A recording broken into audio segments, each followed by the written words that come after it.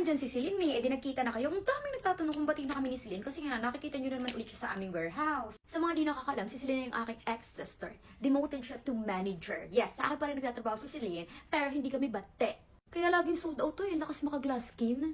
Anyway, hindi naman kami bate, tsaka hindi pa rin kami nagkikita. So, shake ko muna. Ayoko naman makipagkita sa kanya kasi nga, hindi ko pa rin siya bate. Pinagtrabaho ko lang talaga siya. Sa mga di nakakaalam, nagkaroon kasi kami ng problema dati ni Celine kasi gusto niya mag-swimming sa ilog. Ganyan siya. Ang ganda ng tinted sunscreen. Pero di pa rin kami nag-uusap. Pero nag-uusap kami sa GC pag may trabaho lang. Para lang sumweldo siya.